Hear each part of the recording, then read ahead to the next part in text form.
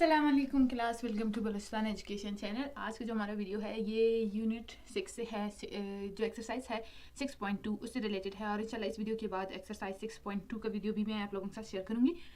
और बुक में ये जो वीडियो हम बना रहे हैं फैक्टराइजेशन के ऊपर, ये टॉपिक आपको पेज नंबर 91 पे मिलेगा। तो सबसे पहले हम समझेंगे कि फैक्टराइजेशन क्या है, इसकी थोड़ी सी डेफिनेशन, और उसके बाद इसके डिफरेंट फॉर्म्स हैं। तो जो 6.2 से रिलेटेड जितने फॉर्म्स हमें काम आएंगे इस वीडियो में हम वो समझेंगे। फर्दर जो फॉर्म्स आएंगे नेक्स्ट एक्सरसाइज के लिए तो वो फिर नेक्स्ट एक्सरसाइज में समझेंगे, ताकि आप लोग कंफ्यूज ना हो और टू द पॉइंट ही रहे टॉपिक। सबसे पहले स्टार्ट करते हैं, फैक्टराइजेशन क्या है। फैक्टराइजेशन जैसे कि बुक ने डिफाइन किया है, पहले डेफिनेशन आप लोगों को बता दूं। आप डेफिनेशन याद रखें तो अच्छी बात है, कहीं पे कोई पूछेगा तो आप बता सकते हैं। अगर देखिए, अगर आप डेफिनेशन पूछेंगे तो डेफिनेशन बताएंगे, फिर एक्सप्लेन करेंगे। तो पहले मैं आपको डेफिनेशन बता देती हूँ। The process of expressing a polynomial as a product of two or more polynomial is called factorization. अब फैक्टराइजेशन एक प्रोसेस है जिस प्रोसेस में हम एक पॉलिनोमियल को एक product of two or more polynomial में कन्वर्ट करते हैं। फैक्टराइजेशन कोई एक चीज़ नहीं है। जैसे कि हमने कहा पॉलिनोमियल एक था ना, हमारे पास एक फॉर्म था, एक अलजेब्रिक एक्सप्रेशन था, लेकिन फैक्टराइजेशन एक प्रोसेस है जिसमें हम एक पॉलिनोमियल को इस तरह से एक्सप्रेस करते हैं कि वो प्रोडक्ट बन जाता है दो या दो से ज़्यादा पॉलिनोमियल्स का। फिर इसको फर्दर उन्होंने कहा है कि हम इस प्रोसेस को ये भी कह सकते हैं कि फैक्टराइजेशन एक प्रोसेस है किस चीज़ का। The process of finding factors of an algebraic expression is called factorization. अब देखिए, एक प्रोसेस है, ये बात याद रखना है। फैक्टराइजेशन एक प्रोसेस है जिसमें हम एक पॉलिनोमियल को इस तरह से एक्सप्रेस करते हैं कि वो प्रोडक्ट बन जाता है दो या दो से ज़्यादा पॉलिनोमियल्स का। साथ ही साथ आप ये भी कह सकते हैं कि ये अलजेब्रिक एक्सप्रेशंस का एक प्रोसेस है जिसमें हम अलजेब्रिक एक्सप्रेशंस का फैक्टर फाइंड आउट करते हैं। और इस तरह के प्रोसेस को क्या कहते हैं, फैक्टराइजेशन कहते हैं। चाहे पॉलिनोमियल कर ले या चाहे अलजेब्रिक एक्सप्रेशन, ये एक प्रोसेस है जिसमें हम फैक्टर्स फाइंड आउट करते हैं। अब हम जाते हैं फॉर्म्स ऑफ फैक्टराइजेशन की तरफ। फॉर्म्स ऑफ फैक्टराइजेशन क्या होते हैं, ये इसमें सबसे पहले हमारे पास जो फॉर्म है वो कुछ इस तरह से है। अब कहा क्या गया है कि हमारे पास एक जो फॉर्म है फैक्टराइजेशन का, फैक्टराइजेशन ऑफ द फॉर्म। अब इस फॉर्म में ये एक पॉलिनोमियल आपके पास आ जाता है के ए प्लस के बी प्लस के सी।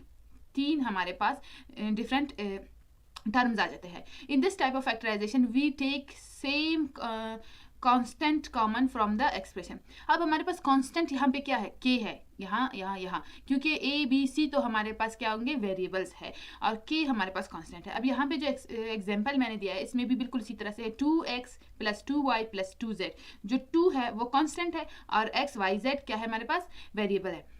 तो वेरिएबल्स डिफरेंट है, A B C X Y Z, constant के और यहाँ पे कांस्टेंट 2 अब यहाँ पे कुछ स्टूडेंट सोचेंगे कि कांस्टेंट को मतलब किसी नंबर से शो होना चाहिए, क्योंकि कोई नंबर ही होता है कांस्टेंट। के क्यों लिखा है, के स्टैंड्स फॉर कांस्टेंट, ठीक है। और इसलिए ये के यूज किया अल्फाबेट, ताकि यहाँ पे एग्जाम्पल है, फॉर्म है। अगर वो 1 2 3 लिखते तो फिर 1 2 3 वाला ही बन जाता। वो कह रहे हैं फॉर्म यानी इस शिकल में होता है, तो शिकल के लिए वो कोई नंबर यहाँ पे यूज नहीं कर सकते। क्यों, क्योंकि कांस्टेंट कोई भी नंबर हो सकता है, सिर्फ 2 सिर्फ 3 या कोई एक नंबर नहीं होता। अब देखिए, यहाँ पे हमारे पास आता है 2x plus 2y plus 2z। तो हम क्या करेंगे, इसमें जो कॉन्स्टेंट है उसको कॉमन लेंगे,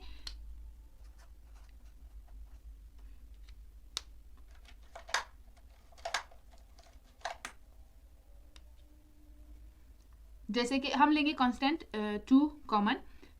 2 को बाहर निकाला, ब्रैकेट लगाए, पहले x plus Y plus Z.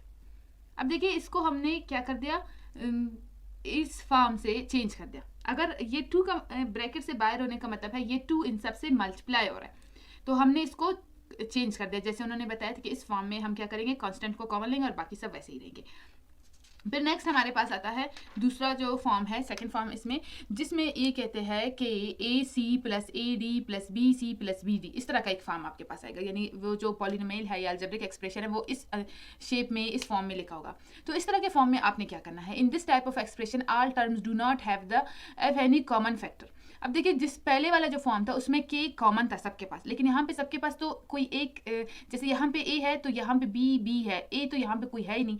तो यही कह रहा है कि इस तरह के फॉर्म में सारे टर्म्स के पास कुछ ऐसा नहीं है कि कॉमन है, but we arrange them into such groups in such a way that there exist some common factor. अब यहाँ पे हमको इस तरह से इन्हें अरेंज करना है कि इनमें जो अलग से कॉमन फैक्टर्स है उनको हम लेकर अरेंज करेंगे। कैसे करेंगे? जब हमारे पास इस तरह का फॉर्म आता है तो देखिए यहाँ पे जो एग्जांपल है सी एक्स प्लस डी एक्स, क्या कॉमन है? एक्स कॉमन है, सी प्लस डी, इसका मतलब ये एक्स इन दोनों से मल्टीप्लाई हो रहा है। फिर हमारे पास प्लस आता है। अब इन दोनों में देखिए कॉमन क्या है? C Y plus D Y, Y common है, तो यहाँ पे क्या आएगा?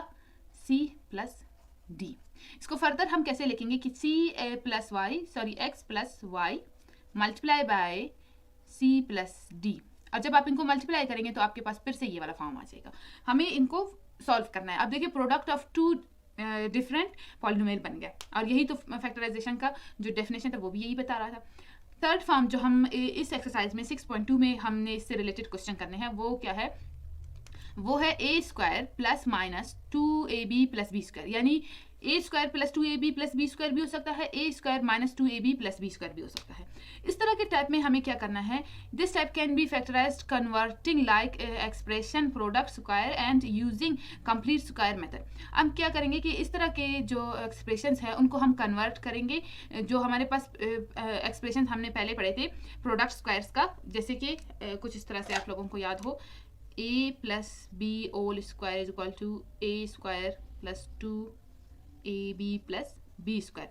तो इस तरह के एक्सप्रेशंस में हम इसको कन्वर्ट करेंगे और फिर इसको फर्दर सॉल्व करेंगे। अब यहाँ पे जो हमारे पास एग्जांपल है y square plus Y plus 1/4, इसको अगर हमने सॉल्व करना है तो हम क्या करेंगे? हम इसको वाई स्क्वायर या फिर ब्रैकेट लगा के y whole square plus 2y multiply by 1/2 plus 1/2 whole square, हम इसको ऐसे लिख सकते हैं। अब आप सोच रहे होंगे कि ऐसे कैसे लिख सकते हैं, ये जो बीच वाला है ये कहाँ से है? ये 2 1/2। अगर मैं आपको बताऊं कि ये y का होल स्क्वायर, ठीक है। अब देखिए y यहाँ पे मैं बता देती हूँ, y स्क्वायर हो या y होल स्क्वायर हो, ये एक दूसरे के इक्वल है, सेम बात है, ठीक है। फिर हमारे पास आता है 2y मल्टीप्लाई बाय 1/2।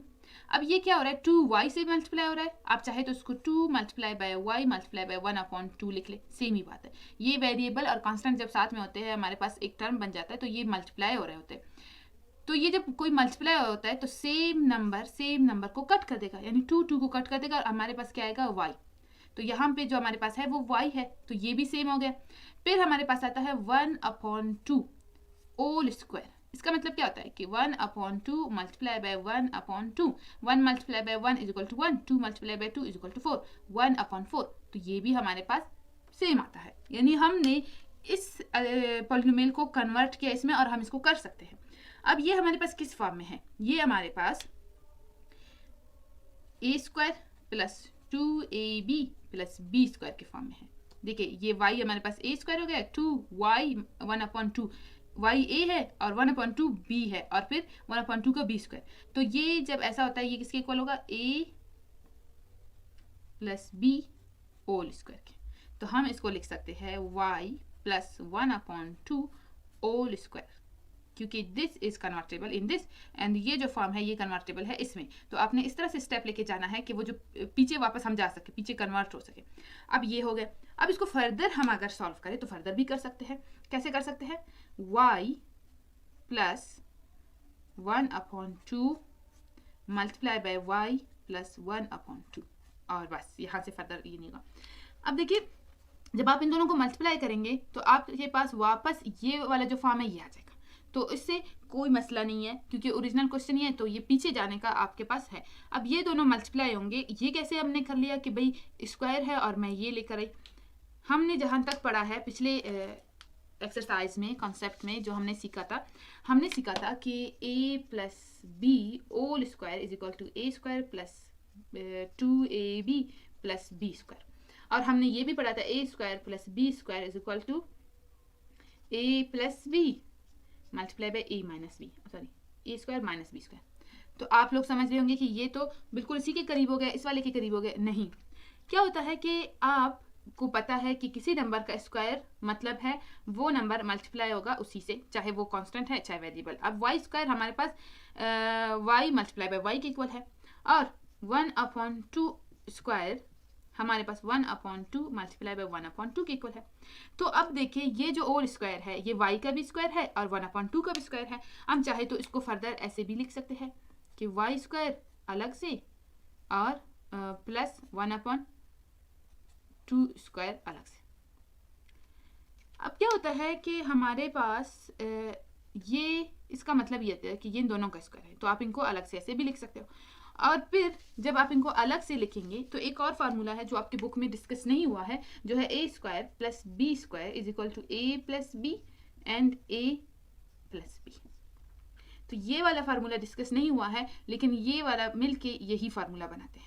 तो a square plus B square, a square plus B square, तो ये a प्लस बी, जबकि माइनस हुआ तो एक प्लस एक माइनस, तो इस वजह से ये कन्वर्टेबल है। तो इस तरह की चीज़ों को आपने दिमाग में बिठाना है, क्योंकि ये अब कोई ऐसी चीज़ नहीं है, अगर ये फार्मूला आप याद कर ले तो वेल एंड गुड, लेकिन अगर आप फार्मूला भूल जाते हो तो आप याद रखें कि किसी भी नंबर के स्क्वायर का मतलब होता है वो उसी से मल्टीप्लाई होगा।